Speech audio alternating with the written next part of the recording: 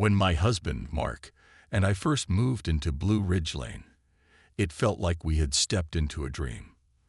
The kind of place you see in those glossy magazines where everything looks perfect, too perfect to be real. But there we were, standing in front of our new home, with its freshly painted shutters and a porch swing that swayed gently in the breeze. For years, we'd saved every penny, pinching pennies at grocery stores and skipping vacations, just so we could afford this little slice of heaven.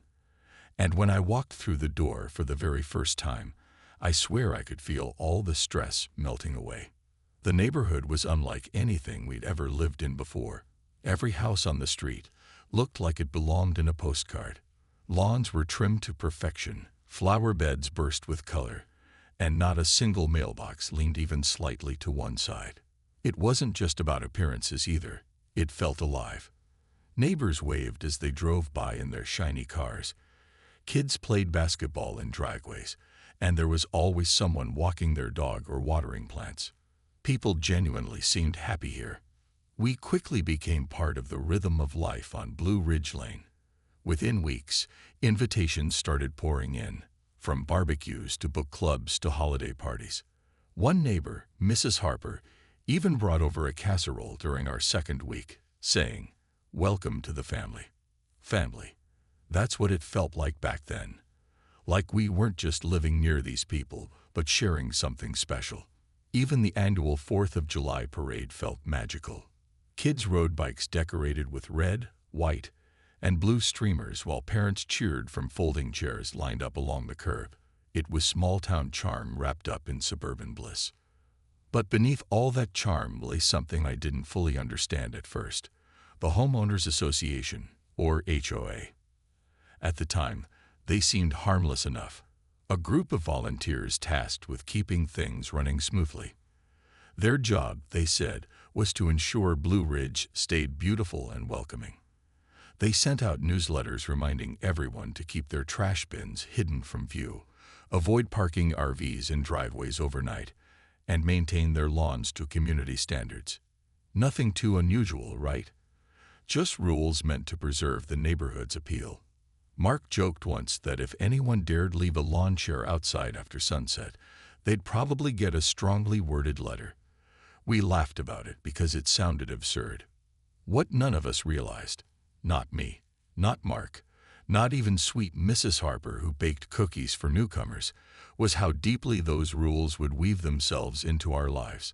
How something as simple as a fence color or a tree height could turn friendly neighbors into adversaries. Or how the HOA, which claimed to protect our community, might end up feeling more like an invisible force controlling every aspect of it. Back then, though, none of that mattered.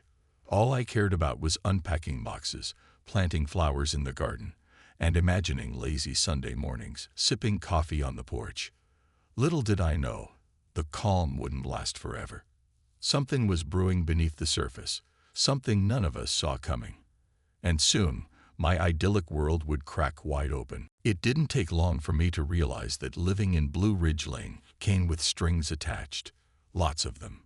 The HOA, as it turned out, wasn't just some casual group of neighbors trying to keep things tidy. They were a well-oiled machine, and their rule book was thicker than a high school yearbook. At first, I thought the rules were harmless enough. Things like keeping your garbage cans out of sight, or making sure your mailbox matched the approved design. But then the letters started arriving. The first one came about 6 months after we'd moved in. It was neatly typed on official HOA letterhead, signed by someone named Mr. Caldwell, who I later learned was the president of the association. "Dear resident," it began, polite but firm. "Apparently, our front yard flowers, a mix of daisies and marigolds I'd planted myself, were not up to code. According to the HOA guidelines, only specific varieties of perennials were allowed, and mine didn't make the cut." Literally, I stared at the paper, dumbfounded. Who cared what kind of flowers grew in my yard? Weren't they supposed to be my asterisk flowers? Mark tried to brush it off. "Just change them," he said, shrugging. "It's no big deal." So I did. I dug up the offending blooms and replaced them with whatever was listed as approved in the HOA handbook. But deep down, something about it gnawed at me. Wasn't this my house? My land? Why did I need permission to plant a flower? That question lingered in the back of my mind, but life went on. For a while, everything seemed fine again, or as fine as it could be under constant scrutiny. Then came the second letter. This time, it was about our mailbox. Turns out, the shade of blue I painted it, a soft sky blue that matched the shutters, was half a shade darker than the approved color. Half a shade. I couldn't believe it. Did they carry around paint swatches to measure these things? The letter demanded I repaint it within 10 days or face a fine. A fine, over a mailbox. By now, I was starting to feel uneasy.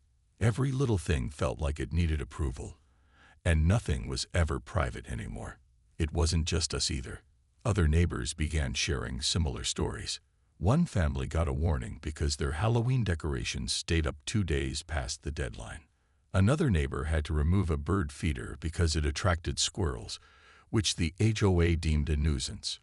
Even Mrs. Harper, the same woman who'd brought us cookies when we moved in, confessed she'd been fined for letting her dog bark too much during the day. At first, people laughed about it. We joked about forming a secret rebellion against the HOA, complete with code names and midnight meetings. But underneath the humor, there was tension. Real tension. People started whispering behind closed doors, wondering how far the HOA would go to enforce its rules. Would they start policing what cars we drove? What colors we wore outside? It sounded ridiculous, but honestly, I wouldn't have put anything past them. And then came the meeting. Every homeowner was required to attend, at least according to another sternly worded letter. Mark wanted to skip it, but I insisted we go. I figured maybe if we showed up, listened, and asked questions, we could understand where the HOA was coming from. Maybe they weren't so bad after all, or so I told myself. The meeting was held in the community center, a large room with fluorescent lights and rows of uncomfortable folding chairs. When we arrived, the place was already packed. Neighbors sat stiffly, clutching copies of the HOA handbook like it was some sacred text. At the front of the room stood Mr. Caldwell, flanked by his board members. He looked smug, almost triumphant, as he scanned the crowd. His opening remarks were brief. "We're here tonight to discuss maintaining the integrity of Blue Ridge Lane." As he spoke, I glanced around the room. Some people nodded along, clearly on his side. Others shifted uncomfortably in their seats, avoiding eye contact. And then there were those like me, quiet, unsure, simmering with frustration. By the end of the meeting, I realized something important. The HOA wasn't going anywhere. In fact, they were doubling down. But neither was I. After that meeting, things in Blue Ridge Lane began to shift. Not outwardly. At least, not right away. The lawns were still perfect, the houses still gleaming under the sun, and the newsletters still arrived with cheerful reminders about community events. But beneath the surface, cracks were forming. Neighbors who once shared coffee on Saturday mornings now exchanged awkward glances across their hedges. Conversations that used to flow easily turned stilted, guarded. Everyone had an opinion about the HOA, but no one wanted to say it too loudly. For me, the frustration kept building, brick by brick, until I felt like I was carrying a weight I hadn't asked for. It wasn't just the rules anymore. It was the tone. The way Mr. Caldwell spoke during that meeting, as if he owned the place, as if we were all tenants living at his discretion, stuck with me. He didn't just enforce the guidelines, he wielded them like a weapon. And the more I thought about it, the angrier I got. One afternoon, while I was pulling weeds from my garden, Mrs. Harper stopped by. She carried a plate of cookies, her usual peace offering, but her smile looked strained. "How are you holding up?" she asked, sitting on the edge of my porch. I sighed, brushing dirt off my hands. "Honestly, I don't know. This whole HOA thing feels excessive, like they're trying to control everything." Mrs. Harper nodded slowly, her gaze dropping to the plate in her lap. "You're not alone," she admitted. "A lot of us feel the same way. But what can we do? They hold all the cards." Her words hit me harder than I expected. For weeks, I'd been telling myself to let it go, to pick my battles. After all, what was a mailbox color or a flower variety in the grand scheme of things? But hearing Mrs. Harper echo my own doubts made me realize something. This wasn't just about trivial rules. It was about fairness, about being treated like adults instead of children, about having a voice in a place we called home. That night, I couldn't sleep. My mind raced with possibilities. What if we banded together? What if enough of us stood up and said, "Enough"? Maybe then the HOA would listen. Or maybe they wouldn't, but at least we'd have tried. By morning, I'd made up my mind. I knocked on doors, talked to neighbors, and invited anyone willing to meet at my house later that week. To my surprise, nearly a dozen people showed up, including Mrs. Harper. We sat around my dining table, sipping coffee and venting our frustrations.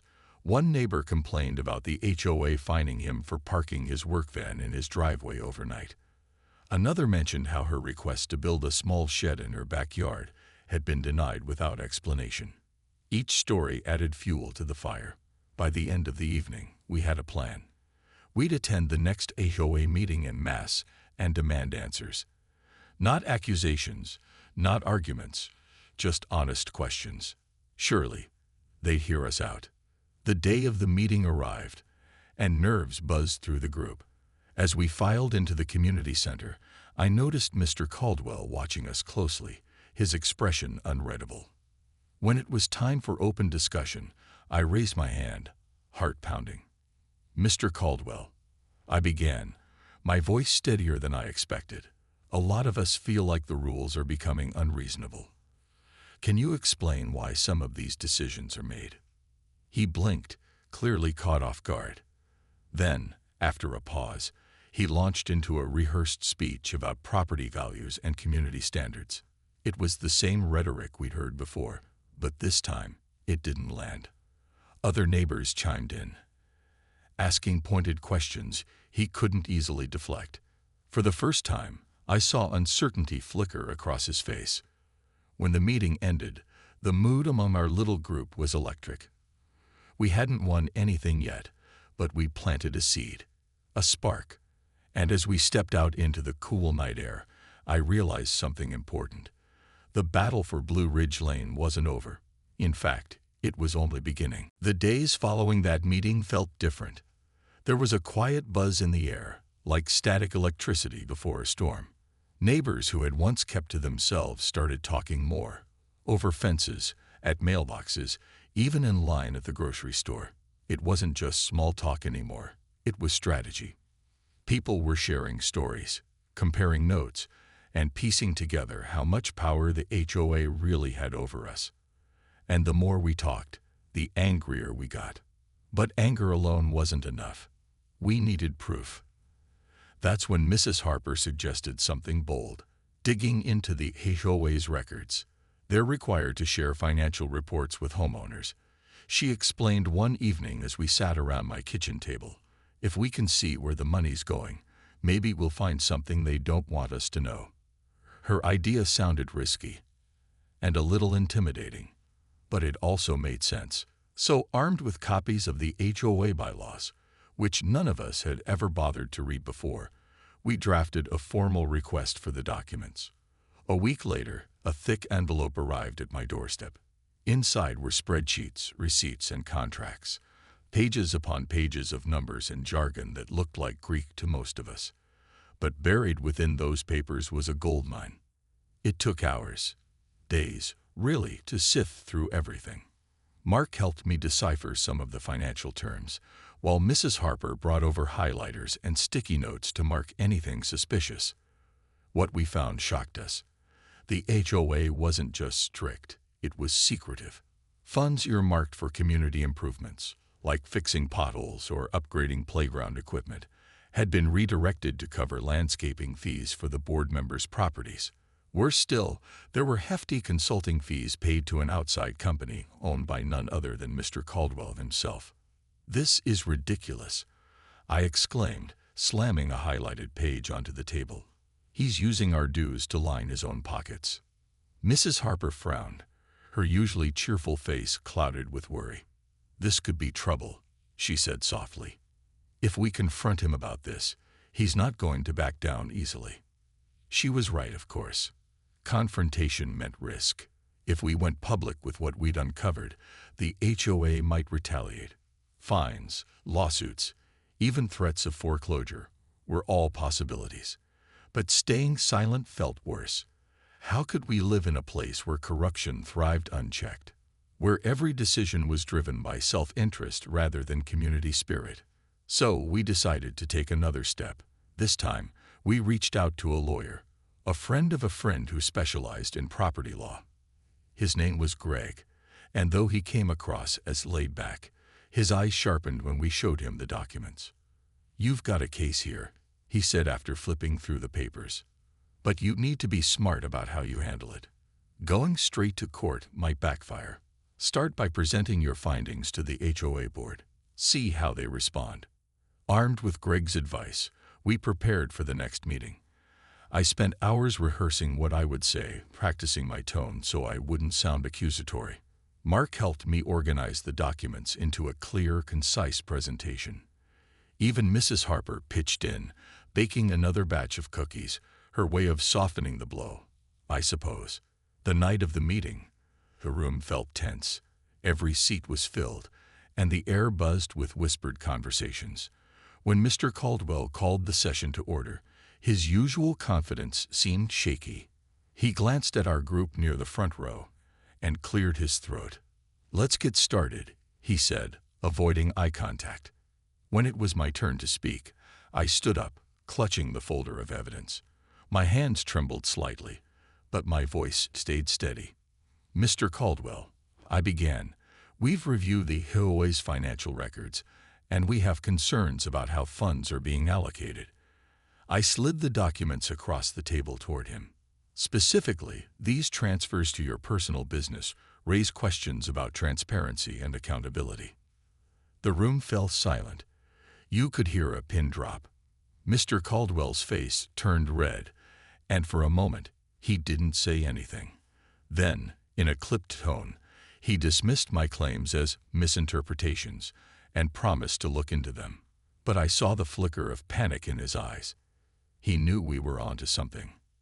As the meeting dragged on, I noticed subtle shifts among the other attendees. Some neighbors nodded approvingly when I spoke. Others scribbled notes furiously. By the end of the night, it was clear we weren't alone in our fight. Whatever happened next, one thing was certain. The balance of power in Blue Ridge Lane was beginning to tilt. And for the first time in a long time, I felt hopeful. The aftermath of that meeting was like waiting for a storm to break. Nothing happened immediately, but the tension in the air was palpable. Mr. Caldwell and his board members avoided eye contact with us at all costs. Neighbors whispered behind closed doors, speculating about what would happen next. Some people praised our courage, while others warned us to tread carefully. "You're stirring up trouble," one man said to me as I watered my flowers the next morning. "Be careful, it might blow back on you." His words stuck with me, not because they scared me, but because they reminded me how much was at stake. This wasn't just about holding the HOA accountable. It was about standing up for something bigger. If we backed down now, nothing would change. Blue Ridge Lane would stay exactly as it was, a beautiful facade hiding cracks no one dared to fix. But standing up also meant facing consequences. The day after the meeting, Greg, our lawyer, called to warn us. "They've lawyered up," he said bluntly. "Expect pushback. They'll try to intimidate you into dropping this." Sure enough, letters started arriving, not just to me, but to everyone who'd attended the meeting. Official-looking envelopes filled with legal jargon and veiled threats. One letter accused me of defaming the HOA's reputation. Another demanded I retract my statements or face penalties. It felt overwhelming, like being buried under an avalanche of paperwork. For a moment, doubt crept in. Had we gone too far? Could we really take on an organization with so much power? That's when Mrs. Harper stepped in again. She showed up at my door one evening carrying two things, a casserole dish and a stack of old HOA newsletters. "I brought dinner," she said with a small smile, setting the dish on my counter. Then she held up the newsletters. And ammunition. Inside those pages were years' worth of promises the HOA had made to homeowners. Things like improved amenities, better security, and community events. Promises that had never been kept. "If they want to play dirty," Mrs. Harper said firmly, "we'll show them just how dirty it can get." Her determination reignited mine. Over the next few weeks, our little group worked tirelessly. We organized more meetings, drafted petitions, and even created a private online forum where neighbors could share updates and support each other. Slowly but surely, the tide began to turn. More people joined our cause, including some I hadn't expected, like Mr. Peterson, a retired accountant who offered to help analyze the financial records further, and Lisa, a young mom who designed flyers to spread awareness. Then came the turning point. One Saturday morning, I woke up to find posters plastered across the neighborhood. They weren't from us. They were from the HOA. In bold letters, they announced a special emergency meeting to address baseless accusations against the board. The tone was defensive, almost desperate. Clearly, they were feeling the pressure. When the day of the meeting arrived, the community center was packed. Every chair was taken, and latecomers stood along the walls. The atmosphere was electric, charged with anticipation. As Mr. Caldwell took his place at the front of the room, I noticed beads of sweat forming on his forehead. He looked rattled, unsure of himself for the first time. When it was my turn to speak, I didn't mince words. Holding up copies of the financial records and broken promises, I laid everything out clearly. "This isn't about personal attacks," I said, looking directly at Mr. Caldwell. "It's about accountability. About making sure this neighborhood is run fairly, for all of us." The room erupted in murmurs. People nodded, clapped, and shouted their agreement.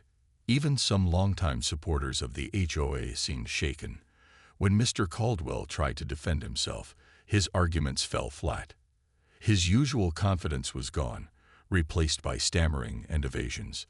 By the end of the meeting, the mood had shifted entirely.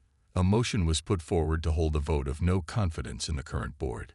To everyone's surprise, including mine, it passed overwhelmingly. For the first time in years, the residents of Blue Ridge Lane had taken control.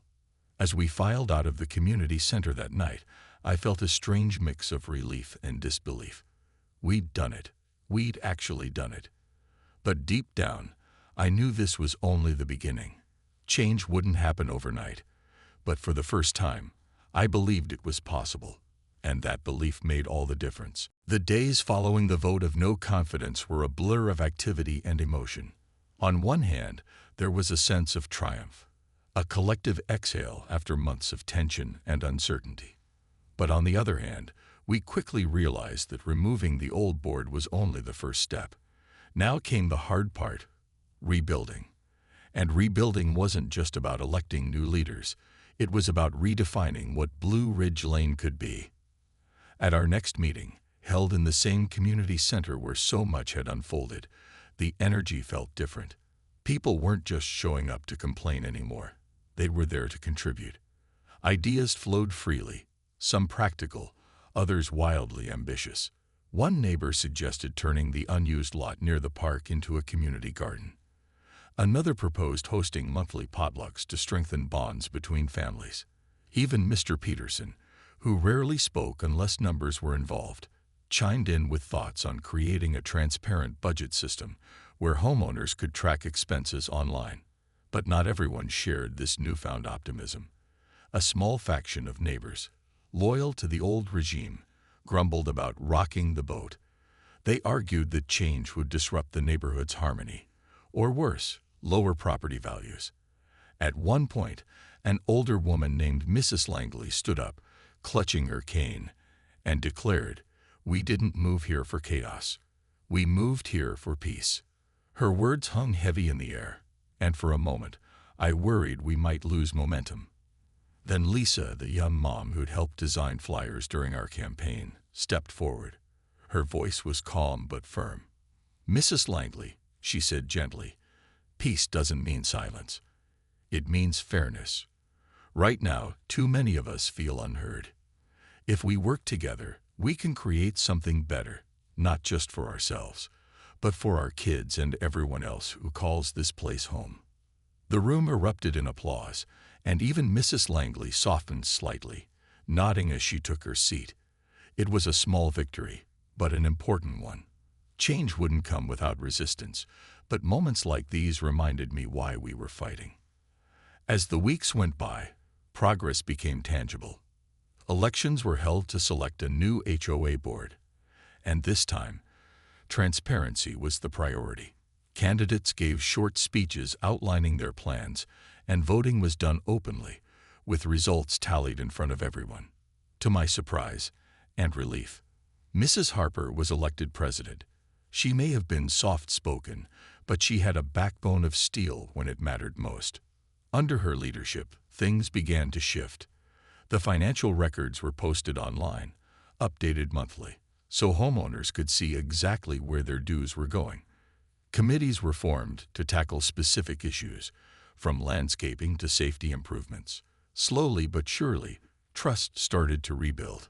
Still, challenges remained. Not everything changed overnight. Some neighbors continued to resist, clinging to the old ways.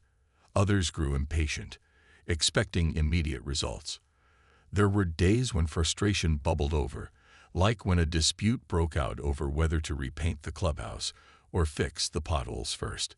But through it all, we kept talking, kept listening, kept working toward solutions. One evening, as Mark and I sat on our porch watching the sunset, I realized how much had changed, not just in the neighborhood, but within myself. Before this whole ordeal, I'd been content to blend into the background, to let life happen around me. But now I understood the power of standing up, of speaking out, of refusing to settle for less than what you deserve. And yet, despite all the progress, I couldn't shake the feeling that the battle wasn't entirely over. Mr. Caldwell and his allies hadn't disappeared. They'd retreated, licking their wounds, waiting for their chance to strike back. Rumors swirled about lawsuits or appeals, though nothing concrete emerged. Still, the unease lingered, a reminder that victories are fragile unless they're protected. As I looked out at the quiet street bathed in golden light, I made myself a promise. No matter what happened next, I wouldn't stop fighting for this place. For the first time since moving to Blue Ridge Lane, it truly felt like mine. And I wasn't about to let anyone take that away. Months passed, and Blue Ridge Lane began to feel like a different place altogether. The transformation wasn't flashy or dramatic. It was subtle, like the first signs of spring after a long winter. The community garden Mrs. Harper championed had taken root, its rows of vegetables and flowers becoming a gathering spot for neighbors. Kids played soccer in the park while parents chatted nearby, their laughter mingling with the sound of birdsong. Even the old clubhouse, freshly painted and repaired, seemed to glow under the afternoon sun. But beneath this newfound harmony, there was still an undercurrent of unease. Mr. Caldwell hadn't gone quietly into the night. Though he'd stepped down from the board, whispers reached us that he was rallying his supporters behind closed doors. Flyers appeared on doorsteps overnight, accusing the new HOA of mismanagement and promising to restore order. It felt like a shadow lingering at the edges of our progress, a reminder that change always comes with resistance. One evening, as I watered my front yard, Mrs. Langley approached me. She hesitated for a moment before speaking, her usual stern demeanor softened by something that looked almost like regret. "You've done good work," she admitted, her voice barely above a whisper. "I didn't think it would work, but things are better now." Her words caught me off guard. For so long, she'd been one of the loudest critics of our efforts, but seeing her standing there, vulnerable and sincere, reminded me why we'd fought so hard in the first place. Not to win arguments, but to build connections, to create a neighborhood where everyone felt valued, even those who disagreed with us. Still, the tension bubbled over sooner than we expected. A few weeks later, another emergency meeting was called, not by the HOA, but by Mr. Caldwell and his allies. They claimed they had uncovered new evidence of financial missteps under the current board. The accusation stung, not because it was true. We'd been meticulous about transparency, but because it threatened to undo everything we'd worked for. The night of the meeting, the community center buzzed with nervous energy. Neighbors packed the room, some curious, others defensive. When Mr. Caldwell took the floor, his tone was sharp, accusatory. He waved papers in the air, insisting that the new leadership was no better than the last. His supporters cheered him on, but their enthusiasm rang hollow against the steady hum of dissent from the crowd. When it was my turn to speak, I stood slowly, my heart pounding. I scanned the room, meeting the eyes of familiar faces. Mrs. Harper, Lisa, Mark, even Mrs. Langley. Then I spoke, my voice clear and unwavering. "We didn't come here tonight to argue about numbers or blame each other," I said. "We came here to decide what kind of neighborhood we want to live in. Do we want fear and division, or do we want trust and community?" As I laid out the facts, the transparent budgeting, the improvements made, the feedback loops created, people nodded along. When Mr. Caldwell tried to interrupt, accusing me of sidestepping his points, the crowd erupted in murmurs of disapproval. By the end of the meeting, it was clear which side had won. A motion to formally dissolve any claims against the current board passed overwhelmingly.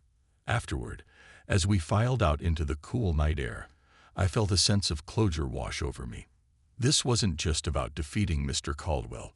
It was about proving that unity could overcome division, that fairness could triumph over greed. As I walked home with Mark, hand in hand, I realized how far we'd come, not just as individuals, but as a community. Blue Ridge Lane wasn't perfect. There were still disagreements, still moments of frustration, but perfection wasn't the goal. What mattered was that we were building something real, something lasting. And for the first time in a long time, I truly believed we were heading in the right direction. That night, as I tucked myself into bed, I smiled. The battle for Blue Ridge Lane had changed me. And maybe, just maybe, it had changed all of us for the better.